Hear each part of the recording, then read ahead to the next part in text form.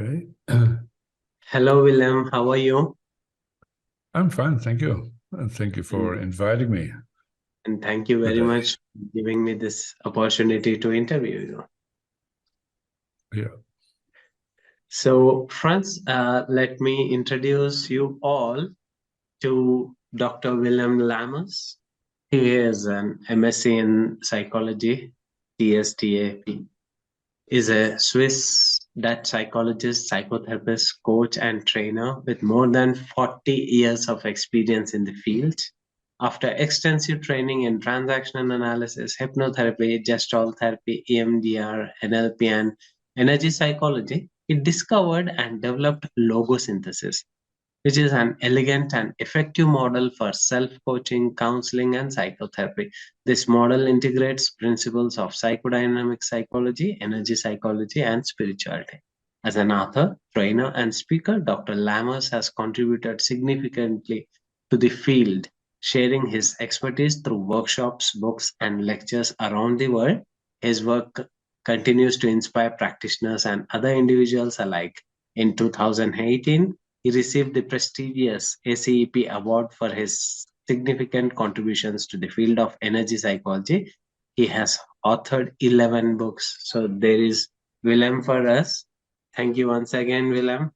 And Willem, first question is, how did you get into this field of psychology?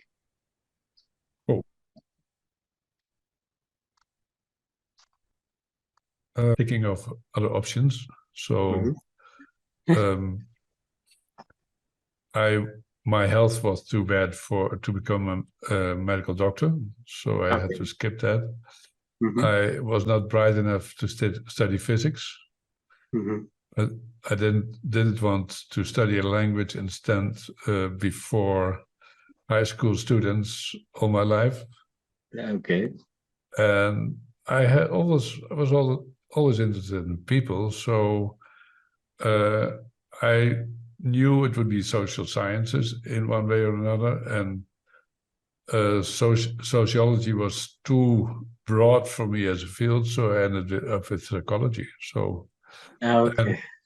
and it probably it was the best choice I could make at that time, and I'm still happy with that choice. Yes.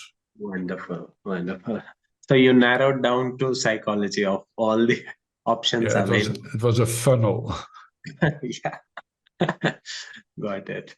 And you to develop logosynthesis. Yeah, I think in my life I've always been two main streams or rivers of consciousness. One is that I'm very interested in spirituality and the paranormal, and I've even studied a year on consciousness expansion at the university. And from there, I chose let's say, the normal career of becoming a psychotherapist. So I studied clinical psychology, and I took my additional training to become a psychotherapist with Gestalt, transaction analysis, and NLP, EMDR. And I always had a feeling of this is not it. This is not complete. Because if you look at mainstream psychology, it's very rational, it's very evidence-based, but something is missing because, yeah, even though I've been working on psychosomatics for many years, and the body and the mind are interesting, but without spirituality, it's empty. The mind is just a computer, the body is just a machine, and I never was satisfied with that idea, and so I kept searching. In, I guess, 1992, I had my first energy psychology training with Greg Nicosia. I went to Gary Craig's Step to the Ultimate Therapist on the Healing High Rise in 1998, and I liked that more. So I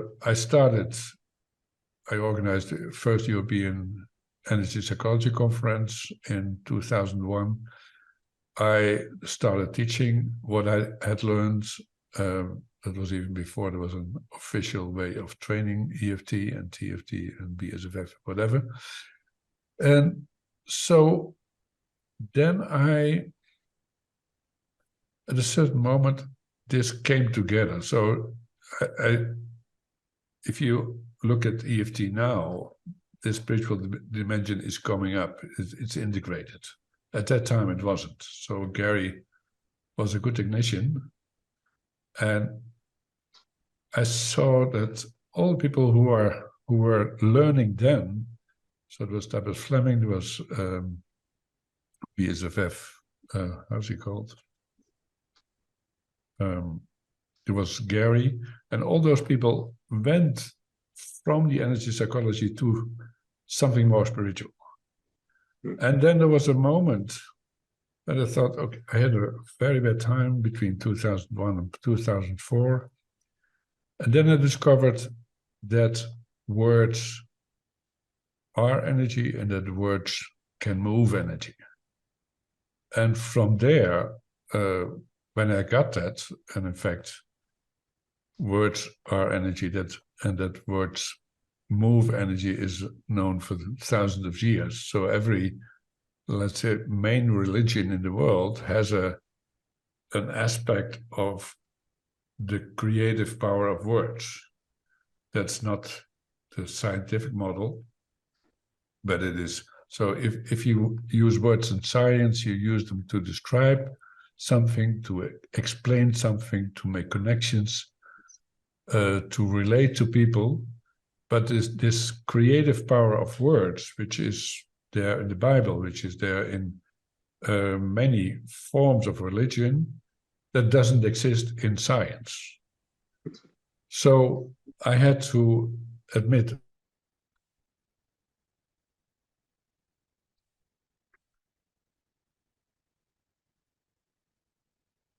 okay, Training Institute for Coaching, Supervision, Organization Development. And I started, at the same time, I started developing. And because I was leading the institute, I had other people working for me, so I had time to think. The institute went down through the economic crisis in 2008. Interest shifted from leading this institute and being a trainer for those fields to logosynthesis as a new modality. So my first book appeared in 2007, the second in 2008. I had those books translated. And I thought for a moment that this was all. And then I kept discovering every new aspect. And that's still going on. So these days I'm finishing my 12th book. Wow.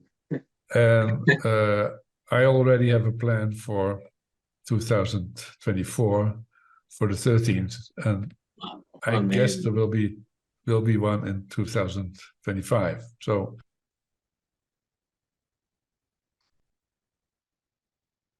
now, if you look at it now, it's a system, it's a theory of change, it's a wide range of techniques. We have an international association, we have training criteria, we have trainers. So it's my role at this moment, having stepped back from active training to, I'm just writing down what's coming up. And I'm working together with Ryan Williams, who is a fantastic co-author. And I'm developing more and more, and I'm teaching, let's say, international trainings for specific groups. So last week I was in Serbia and Belgrade, where I offered a keynote address, and I offered a 2-hour logosynthesis workshop. Before, in October, I was in Canada teaching for a group of experienced professionals. So I can, let's say at the moment, my work is mainly writing, because I have some ideas which are not in books yet. And then I have specific groups in which I teach, and we usually 3 days do 3-day workshops. So I'm going to Paris in February, and going to Holland in April. Yeah, let's say I try to organize 1 event a month and not more. Okay, got it. And Willem, how is logosynthesis different from the traditional psychotherapy models of CBT, REBT, and other things? I think the main difference is that it's based on energy, information, consciousness, and it's not based on a classical, let's say, concept of the mind as something which is not spiritual. So if you look at it, you can see my logo, and I'll put it on for a moment so you could say this. Yeah. And you see that we have a red circle, which stands for our, let's say, immortal being. We have a blue circle for the material world, which I call the matrix. The other part I call essence. And yourself, with a big S, is the intersection of those 2 circles. Okay. And if you say a difference between logosynthesis and CBT or Rogerian or systemic, is that this essence part is, let's say, the timeless part, but we are beyond body and mind, is not part of those systems. Yes. So there's a basic assumption that in logosynthesis that everything is energy, and that makes it pretty difficult to explain to, let's say, mainstream scientists, because they don't believe in that. And the only reason why I do believe in it is because it works. So, and I have seen fantastic things in working with the power of words as a modality or as a theory behind techniques. And these techniques don't exist in traditional psychotherapy. So you can say, okay, this is suggestion, this is placebo. Hey, that's interesting. What's placebo? Placebo is a form of focused intention, which is healing. Yeah. But that doesn't count for scientific studies because it's filtered out. Instead of that, people are exploring, hey, what's going on there? And have always been interested in what's going on if people intend to change, and how can my intention to change something in the world. And what I see also in the research from a new book and the trials is that when people focus their energy in the direction of an intention, the world starts to work with them. And that's fascinating. So I've seen different examples that people suddenly get the job they have been looking for, but they first had to open the channel in the energy system to access the resources the matrix can offer. Yes. And many of our clients think that the matrix or the world is not friendly to them. And as long as they believe it, the matrix cannot be friendly. So as long as you think that someone is against you, you will find people in the world who are against you. And you will meet them and you will fight with them. If you say, oh, wait a minute, I know there are people who are not so nice, but I don't work with people who are not so nice, or I don't need to meet them. Does that go in the direction of an answer to your question?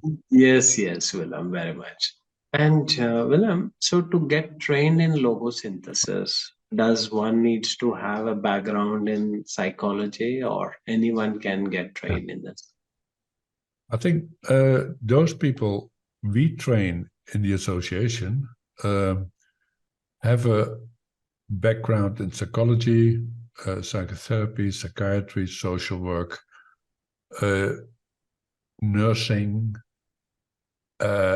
or education. So you're used to working with people, you know how to build up a working alliance with people, and you apply the logosynthesis techniques within the frame in which you are already trained. Okay. So it's not, it's an extended training, but it's not a training. In our institute, or in the Swiss Institute for Logosynthesis, we now have a 3-year course which trains professionals in one field to become professionals in another field. But that's hundreds of days. So that's a big training program, of which logosynthesis is a part. But you have to learn something about working lines, about diagnosis, about social systems, about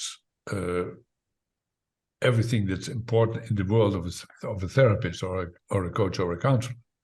But normal logosynthesis training is open to anybody with a background in working with people on let's say, I call it guided change. So a psychotherapist guides people toward change, a social worker guides people toward change. So if you're in that field of counseling, coaching, psychotherapy, education, psychiatry, social work, then you can do the training. Okay, good. Willem, if let's say someone is trained in hypnotherapy or EFT or some other modality, can learning logosynthesis can be integrated to make their practice even better? It's more the other way around. Okay.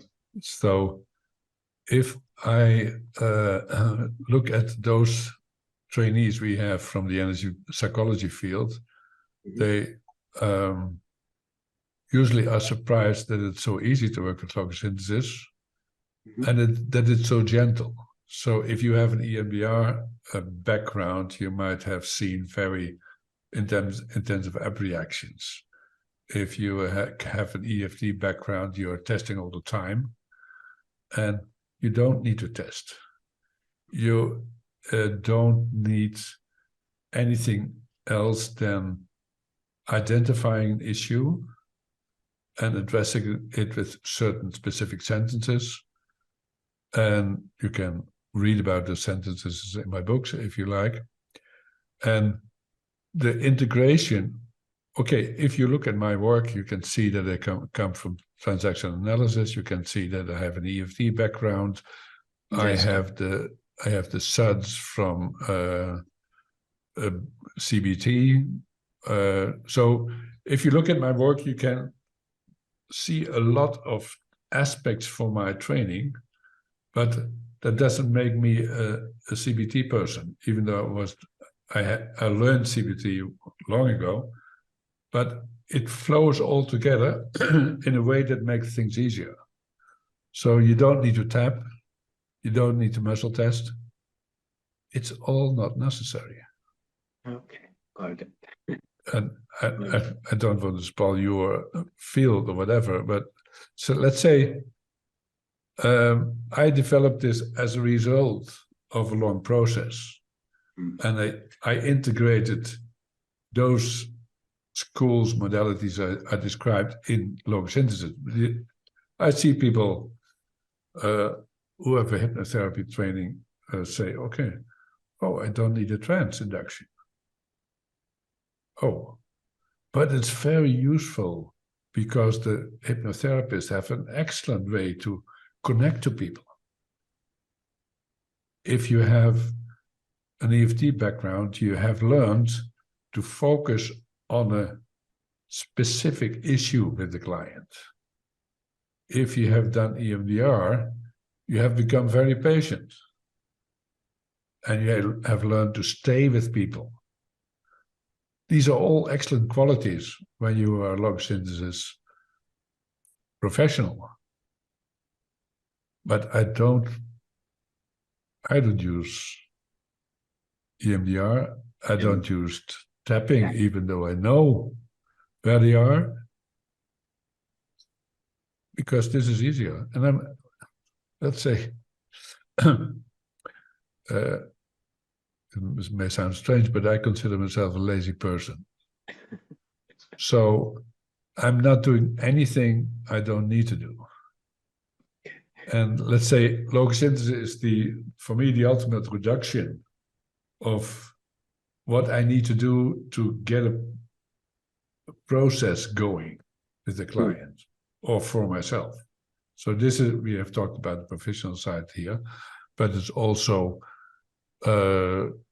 possible to use these techniques for yourself. Mm-hmm. And what I noticed is they're extremely effective. So if I see a client, let's say I have 30, 40 years of experience of seeing clients every week. Because I was told when I learned psychotherapy to reach a deeper change in a person, you need 65 sessions. Oh my, okay. That's what I learned, and that's how I worked for dozens of years. Now, if I see someone, I have a session, I see that same person again a month later. Uh-huh. Because the model is so gentle, people can use it for themselves, and the changes are much deeper than I was used to. Okay. And of course, then there are still those. So people meet with let's say, a type 2 trauma history. Those people you have to see every week because they need to, because otherwise they lose their coherence. But it's different. And the other, let's say, the big advantage, I can work with clients for a whole day or work with a group for a whole day, and I'm not tired. Wow. So I spent many years, let's say, having 6 or 8 clients a day, and I was exhausted. It was as if all the problems of all the people were hanging on me. That doesn't happen anymore. Mm. So let's say my life is easier. Yeah. And since I'm a lazy person, that I have a lot of time left to write my books. Wow, wonderful. So you already answered one of my questions, that can the logosynthesis be applied for trauma work, which you have just now answered. Definitely.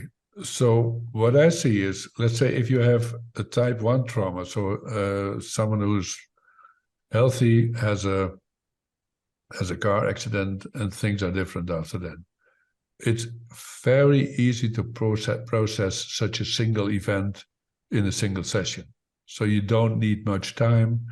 You identify what happened. So there's been this car crash. This person is driving a car. In that direction, there comes a big car from the left. Boom. And everything's different. To process that kind of things is very easy. When you work with people with a type 2 trauma, multiple events, abuse, violence, even then it's different. It's easier. So we had one of our trainees in Congo, where people work with soldiers, child soldiers. Oh, okay. And they have amazing results with these techniques. Of course, Leilani Mitchell, or who was it? No. In EFT, there are also EFT groups who work in those countries. So we have at least similar results, but since you don't need muscle testing, it's easier for people to work with because you don't have to go through the whole ritual of is this correct or not. You can still use muscle testing, so I use my yes and my no fingers all the time to guide the process, but that's another dimension. Then let's say I always had some trouble with muscle testing because it takes you out of the flow of the process. Yeah, understood. And Willem, let's come to the learning part. Usually, can anyone learn this modality through online, or is it face-to-face training only? How is it hybrid? We have the Logosynthesis International Association nowadays. We have circa 20 trainers who offer online and on-site work. So there are, we have the association. I'll put the name in the chat. So here's the link for the association in English. And they have a program. I don't know the link by heart, but you can look what the association is offering, what trainers of the association are offering. So you start, there are two types. So one is for lay people who want to use it for themselves, and that's called an introduction to logosynthesis. That's usually 6 hours. And the other one is a basic training for professionals.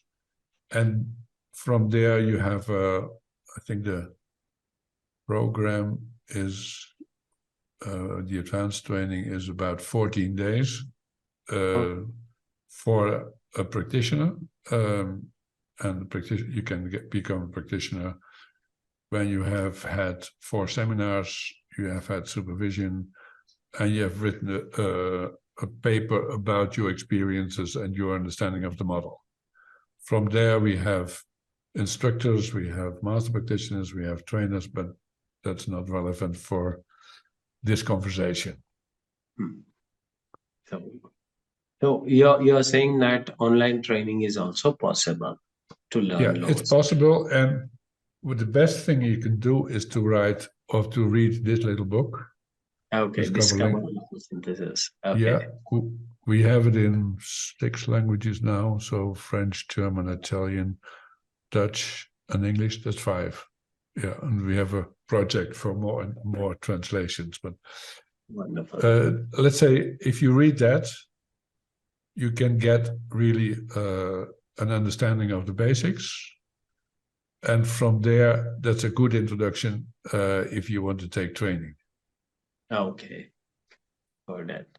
Wonderful.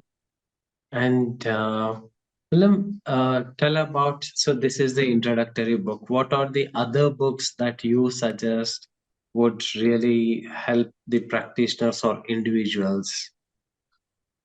Okay, what I have here, there's one missing, but it's on the other table.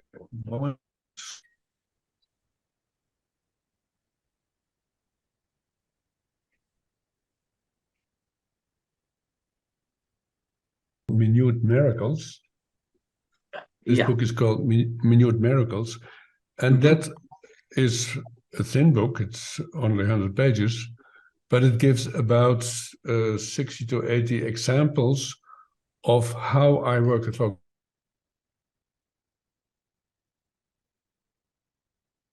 I wrote as Facebook posts and I made a book out of it. And if you read the Discover book in combination with this one, that's, let's say, a very good combination to start with. And probably when a professional reads this and let it sink in, then you will probably get a clue what's going on. Then we have something more.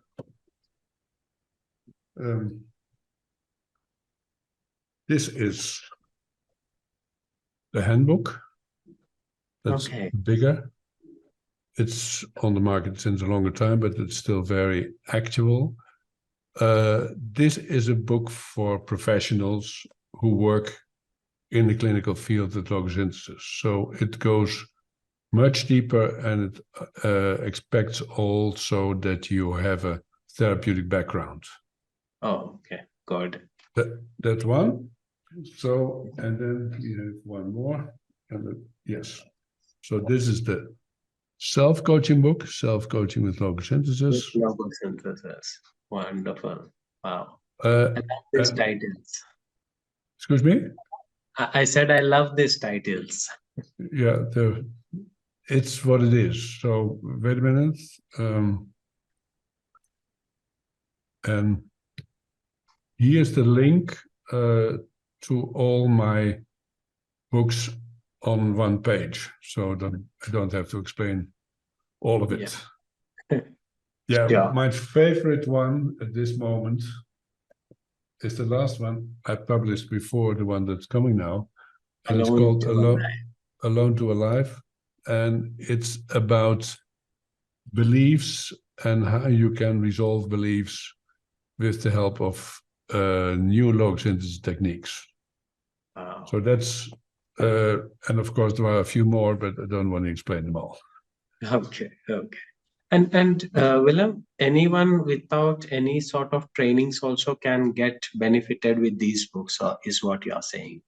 Yes. So if you don't have let's say a therapist, and you want to work on your own, or the therapist too expensive, you can start with the Discover book, the small one, and then take the self-coaching book as a next step, because that has lots of examples. So that's a bigger book, and these are about 200 pages, and it's full of examples.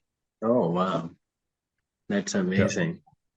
Yeah. That's awesome. Even this sort of modalities have to emerge, Willem, that makes the work simplified, which are result oriented, and I'm happy that I would finally get to interview you, so that people who are watching this can know, what is logosynthesis, about the books that are available. I'll make sure to provide these links in the YouTube description as well. So if anyone is interested, they can purchase these books as well. That's okay. That's good. Yeah, and we all have them also as ebooks, so you don't need to buy them in print, and have them sent to India by Amazon. That could be pretty expensive. Yes, sometimes postage costs more than the book. Times I've seen. I know. Yeah. So an ebook, you can ebook on Amazon, or you can use your iPad or whatever, or tablet. Yes. I'll make sure to provide these links to the audience as well, so that they can reach out directly and take these books with them. So thank you very much, Willem, for your time, and really appreciate, finally I got to interview you, because this has been my dream, that various modalities needs to be known to the general public as well as the professionals, so that these modalities reach worldwide. Okay, thank you for having me. Thank you once again. Bye, Willem. Bye.